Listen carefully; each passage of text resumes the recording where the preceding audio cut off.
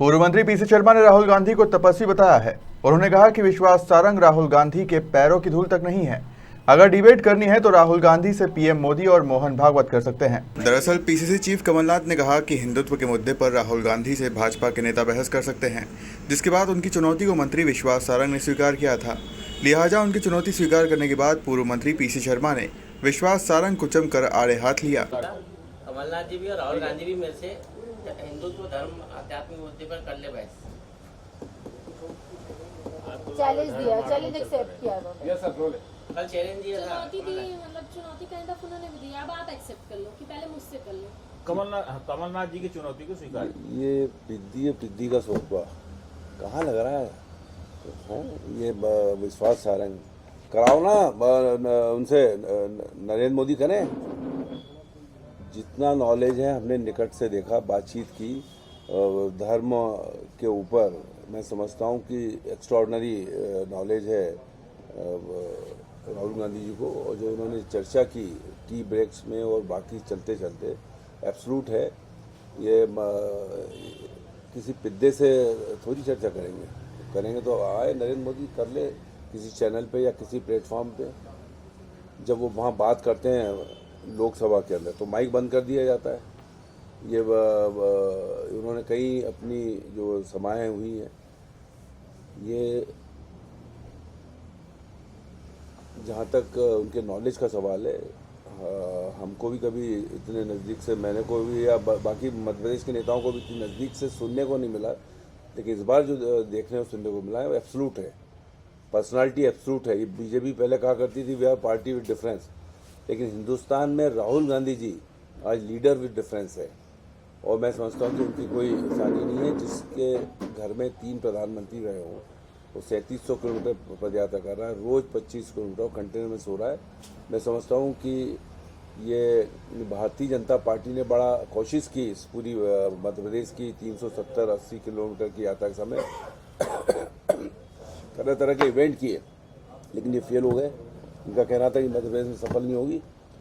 पर जिस तरह से हजारों लाखों लोग टूट रहे थे, बच्चे से लेके बूढ़े तक और महिलाओं से लेके युवा तक, जिस तरह से उनसे मिलने की कोशिश कर रहे थे, उनसे फ़ोटो खिंचवाने की, बातचीत करने की, मैं समझता हूँ कि मेरे 83 में पार्षद बना हूँ था, तब से आज तक के इस पूरे राजनीतिक काल में इस तरह का अट्रैक्शन किसी का मैंने नहीं देखा। और जिस तरह से वो वहाँ गए बाबा साहब अम्बेडकर की जन्मस्थली पर, और जिस तरह का रेस्पांस उनको मिला, रास्ते में भी इंदौर में जिस तरह मिला, राजीव गांधी जी वो आए थे और बाबा साहब अम्बेडकर की मूर्ति गए थे 92 में, उसका याद दिलाई उन्होंने। और मैं समझता हूँ कि आज बगैर बुलाए भीड़ आकर्षित हो रही है, तो आज ये राहुल गांधी के प्रति इस देश के अंदर हो रही है।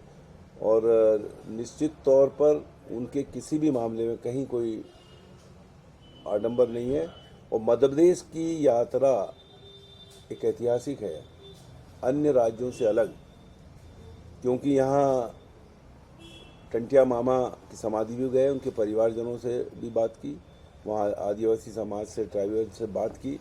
उसके बाद नर्मदा जी का पूजन किया, चुनरी चढ़ाई और आरती की, आशीर्वाद लिया। उसके बाद वहाँ ओंकारेश्वर महाराज के भी दर्शन किए, उनसे आशीर्वाद लिया। बाबा साहब अम्बेडकर की समाधि भी गए और महाकाल जी के दर्शन किए। और उसके पहले एक जैन मुनि संत का आश्रम था, वहाँ भी गए। तो जो भी इन सब चीज़ों से उन्होंने एक अनुभव भी लिया है। मध्य प्रदेश में आते आते 2000 लोगों से उन्होंने, किसान युवाओं से बात की, और ये निश्चित तौर पर ये कहा उन्होंने कि हम किसी से कुछ मांग नहीं रहे हैं।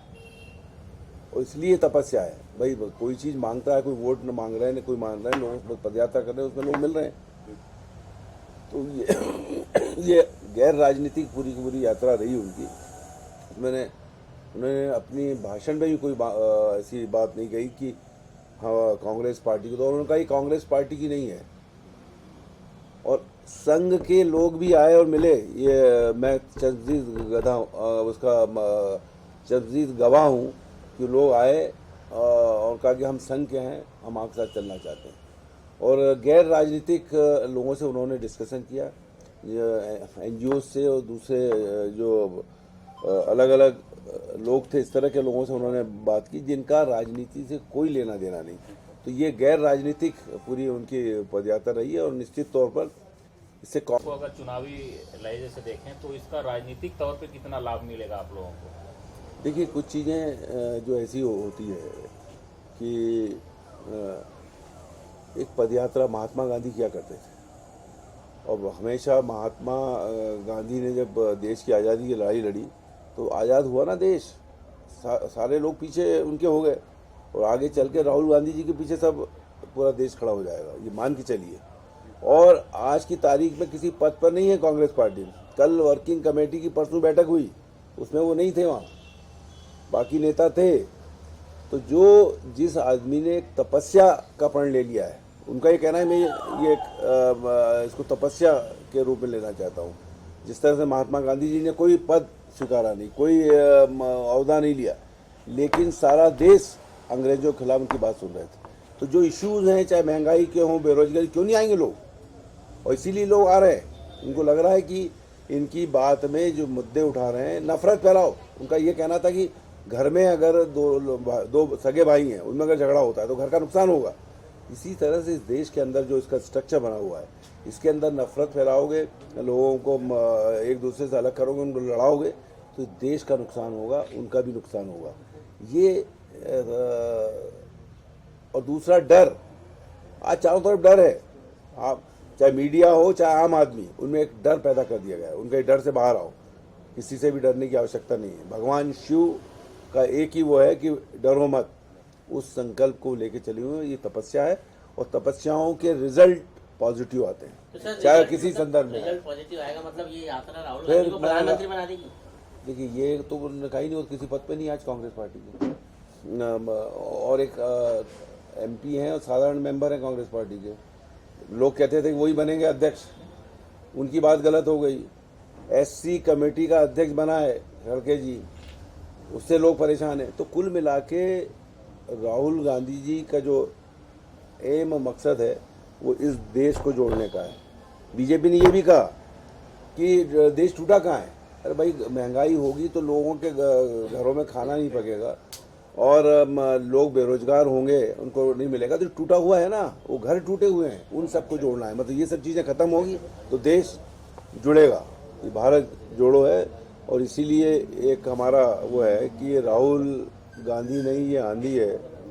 जो पदयात्रा, राहुल गांधी को चैलेंज कर रहे हैं विश्वास सारंग की, वो जो है बहस कर ले हिंदू और हिंदुत्व के मुद्दे पर। राहुल गांधी आज एक तपस्वी हो गए, जो 3700 किलोमीटर की यात्रा कन्याकुमारी से कश्मीर तक कर रहे हैं, और 25 किलोमीटर रोज चलना, कंटेनर में सोना, जिसके घर के 3 प्रधानमंत्री रहे, और एक अहंकार से भरे हुए भारतीय जनता पार्टी के मंत्री चैलेंज कर रहे हैं धर्म पे बात करने की। तो ये शंकराचार्य हो गए हैं क्या? ये राहुल गांधी के पैरों की धूल के बराबर भी नहीं है। उनको करना है किसी को चर्चा तो करें नरेंद्र मोदी जी, भागवत जी, उस लेवल के जो पार्लियामेंट मेंबर हैं राहुल गांधी जी कई बार के।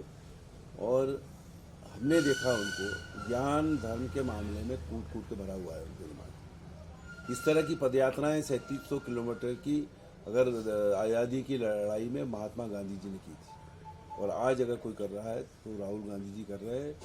और इश्यूज़ हैं, उस समय आज़ादी गुलामी ख़त्म करना था, आज ये गुलामी ख़त्म करना है।